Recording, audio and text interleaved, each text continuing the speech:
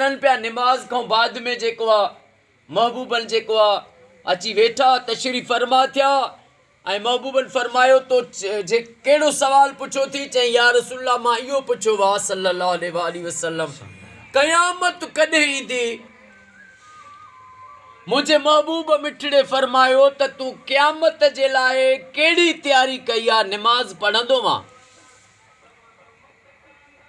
चवण लॻो त या रसूल अल्लाह सल्लल्लाहु अलैहि वसल्लम मुंहिंजा महबूब नमाज़ूं मुंहिंजूं एतिरियूं घणियूं कोन्हनि के महबूबन फरमाइश त भला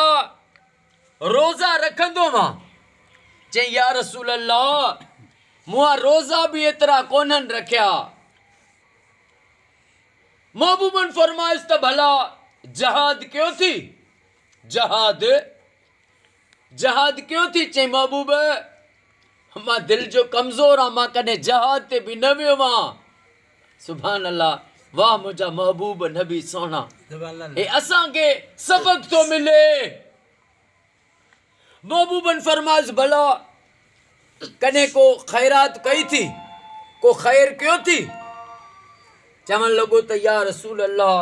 सल्लल्लाहु अलैहि वसल्लम मुंहिंजा महबूब मां को खैर भी न कयो आहे मिसकीनी लॾो आहे महबूबन फरमाइश नमाज़ूं भी तुंहिंजूं घटि रोज़ा भी तुंहिंजा घटि जहाद भी न कयो थी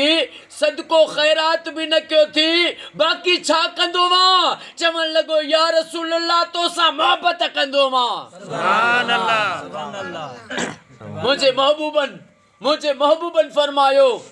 मुंहिंजे महबूबन फरमायो तू क़यामत ॾींहुं उन सां गॾु हूंदे जंहिंसां तू मोहबत कंदो मां महबूब सां जंहिंजी मोहबत आहे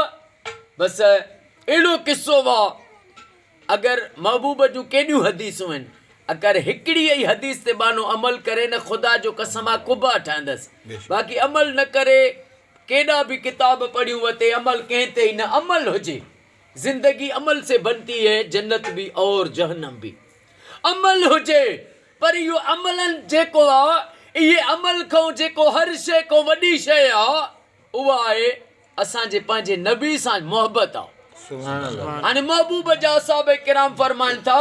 त असांखे ज़िंदगी में जेका जॾहिं महबूब ते कलमो भरे महबूब जा ग़ुलाम थियासीं उन सॼी ज़िंदगी में जेका वॾे में वॾी ख़ुशी थी उन ॾियारे थी जो नबी सोने फरमायो त क़यामत ॾींहुं उन शख़्स खे फरमायूं तूं उन सां हूंदे जंहिंसां तूं मोहबत कंदो आहे पोइ महबूब जे असाबनि खे त हुई ई इन हिकिड़े अमल ते नाज़ जो महबूब मिठड़े जा आशिक़ा महबूब सां प्यार कंदा हुआ